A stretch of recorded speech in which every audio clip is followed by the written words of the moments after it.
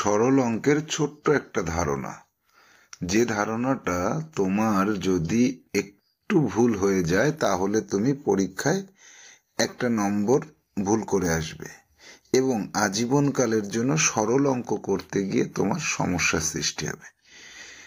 সেই ধারণাটা কি? আজকে তোমার ধারণাটা পরিপক্ত করতে হবে। যেমন ধরো, এখানে আছে 8, এখানে আছে ভাগ 2, এখানে আছে ভাগ 2, এখানে আছে ভাগ 2। তো এই সমস্যাটা যদি তুমি কোথাও পাও, এখানে যেমন আমি একবার, দুবার, তিনবার করেছি, ন্যাচারালি আমরা তিনবারের পরিবর্তে আমরা দুবার পেয়ে থাকি। যেমন এটাকে 2 দিয়ে ভাগ করব, এটাকে 2 দিয়ে ভাগ করব, অথবা সংখ্যাটা পাল্টে দিতে পারি, এখানে 4 দিয়ে ভাগ করব, এখানে 2 দিয়ে ভাগ করব। যেমনই থাকুক না কেন, আলটিমেটলি আমাদের দেখতে হবে যে কি, যে একটা সংখ্যাকে ভাগ করব বারংবার, বারংবার ভাগ করব। এই বিষয়টাতে আমাদের প্রবলেমটা কোথায় হয়? আর এই প্রবলেমের জন্য তুমি সরল অঙ্ক করতে গিয়ে দেখা যাবে যে তুমি ভুল করছো, আর সেই ভুলটা কাঙ্ক্ষিত নয়। জওহর নবোদয় বিদ্যালয় প্রবেশিকা পরীক্ষায় জেএনবি/এসটি 2026 হোক বা তার পরবর্তী যে সালগুলো রয়েছে 27, 28, 29 পরপর তুমি পরীক্ষা দিয়ে যাবে যারা, সকলের ক্ষেত্রে এই ধারণাটা পরিপক্ত হতে হবে। বিষয়টা কোথায় গিয়ে আমাদের এফেক্ট করে সেটা হচ্ছে, এই ভাগ অঙ্কটা করতে গিয়ে আমরা ন্যাচারালি ডান দিক থেকে অঙ্ক করে থাকি। ডান দিক থেকে আমাদের অঙ্ক শুরু হয়, তাই তো? যেমন ধরো 5, 6 প্লাস 2, 3, তাহলে ডান পাশ থেকে আমরা অঙ্ক করি এই। আবার ধরো গুণ অঙ্ক, গুণ অঙ্কের ক্ষেত্রে 5, 1, 2 ইন্টু 7, তাহলে কি করি, এই ডান পাশ থেকে করি 7 দুগুণে 14, 7 কে 7 আর 1 8, 5 7 35। এইভাবে ডান পাশ থেকে অঙ্ক করতে করতে এটা আমাদের ছোটবেলা থেকে একটা অভ্যাস হয়ে গেছে। ন্যাচারালি আমাদের সামনে যখন এই ধরনের সমস্যা আসে তখন আমরা কি করি, ডান পাশ থেকে করি। ভুলটা কোথায় হচ্ছে দেখো, সরল অঙ্ক করতে গিয়ে আমরা যদি ভাগ বারবার বারবার যদি আমরা ভাগ পাই তাহলে আমরা কি করি, ডান পাশ থেকে শুরু করি।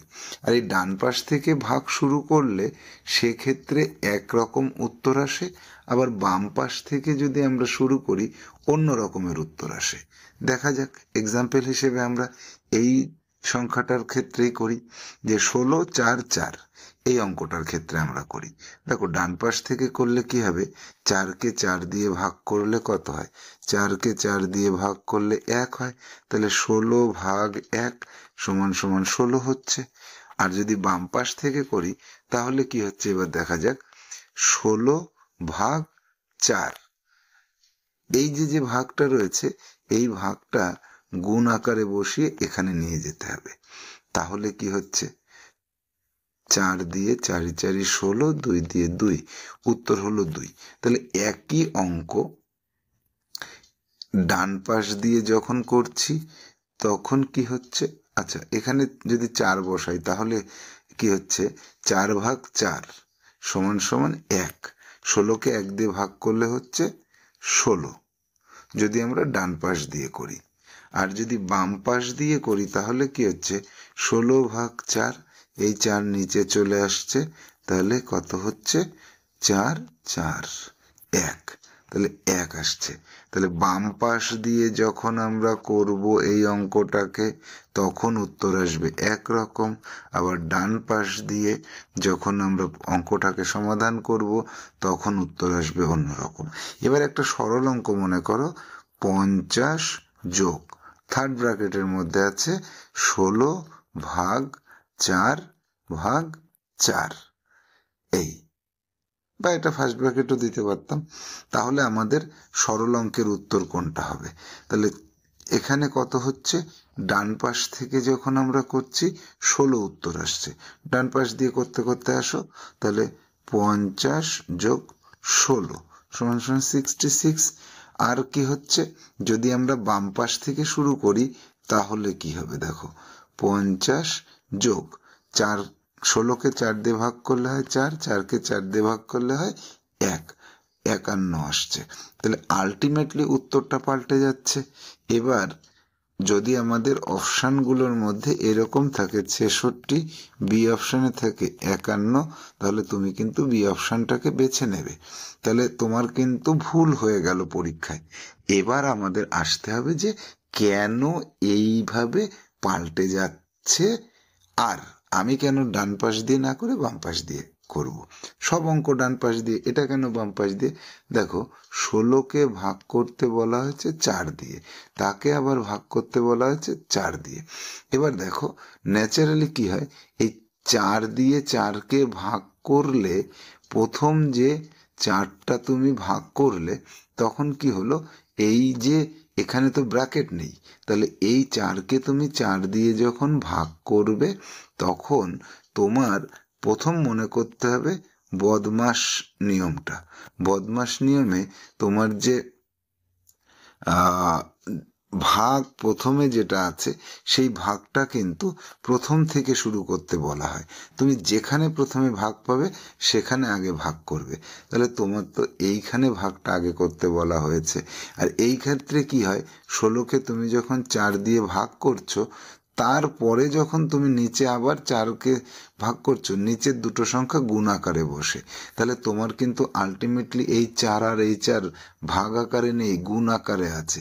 অর্থাৎ তুমি নিচে 4 4 16 করে দিয়েছো, তাই 16কে 16 দিয়ে ভাগ করেছো। আর যখন তুমি এই 4কে 4 দিয়ে ভাগ করছো, তার অর্থ হচ্ছে 16কে 4 দিয়ে ভাগ করলে তুমি এইরকম করছো। এটা তো তুমি করোনি, তোমার তো এইখানে গুণ করতে হচ্ছে। এবার দেখো এই কথাটার অর্থটা বোঝো, 16কে 4 দিয়ে ভাগ করা, তারপরে 4 দিয়ে ভাগ করা, এইটাতে সবসময় এইখানে একটা ব্র্যাকেট থাকে।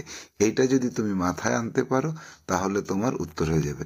যদি এরকম হয় যে 16কে ভাগ করলাম 2 দিয়ে, তাকে ভাগ করলাম 2 দিয়ে, তাকে ভাগ করলাম 2 দিয়ে, তাহলে মনে করবে এখানে একটা ব্র্যাকেট আছে, তারপরে এখানে একটা ব্র্যাকেট আছে, তারপরে তোমার এইখানে ব্র্যাকেট আছে।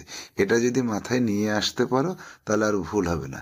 অ্যাকচুয়ালি ব্র্যাকেট না থাকলেও আমাদের সেটাই করতে হয়, কিন্তু আমি ব্র্যাকেটের কথা কেন বলছি, ব্র্যাকেটের কথা বলার অর্থ হচ্ছে তোমার যে ভুলটা হয় ন্যাচারালি, সেই ভুলটা আর হবে না, ভুল থেকে তুমি রেহাই পাবে। তাহলে সরল অঙ্ক করার সময় বারংবার ভাগ থাকলে আমাদের সব সময় মনে রাখতে হবে বাম পার্শ্ব থেকে বা বাম পাশ থেকে আমাদের ভাগ করে যেতে হবে পরপর, আর ডান পাশে যতবার ভাগ পাবো সেগুলোকে নিচে এসে গুণ আকারে বসিয়ে যেতে হবে, তাহলে আর ভুল হবে না। এরপরে দেখবে সরল অঙ্কে এই ধরনের সমস্যা তুমি অনেক পাবে এবং তার সমাধান করতে পারবে। জওহর নবোদয় বিদ্যালয় প্রবেশিকা পরীক্ষা বা JNVST এর জন্য তুমি এরকম অঙ্কের সমাধান দেখতে চাইলে আমাদের কুইক এল নামক ইউটিউব চ্যানেল বা ফেসবুক ইনস্টাগ্রামে আমাদের রিয়েল লার্নিং বলে যে চ্যানেল রয়েছে সেখানে ফলো করো, সাবস্ক্রাইব করো এবং নিয়মিত দেখতে থাকো। পরীক্ষায় তুমি 100% নিশ্চয়তার সাথে কমন পেয়ে যাবে এবং পরীক্ষার হলে ঠান্ডা মাথায় পরীক্ষা দিলে পাশ করে যাবে। ভালো থাকো, সুস্থ থাকো। আবার পরবর্তীতে অন্য ভিডিওতে দেখা হবে। আর হ্যাঁ, আমাদের সঙ্গে যোগাযোগ করে বই, সাজেশন, কোশ্চেন পেপার সংগ্রহ করতে গেলে 9932224569 এই নম্বরে যোগাযোগ করবে।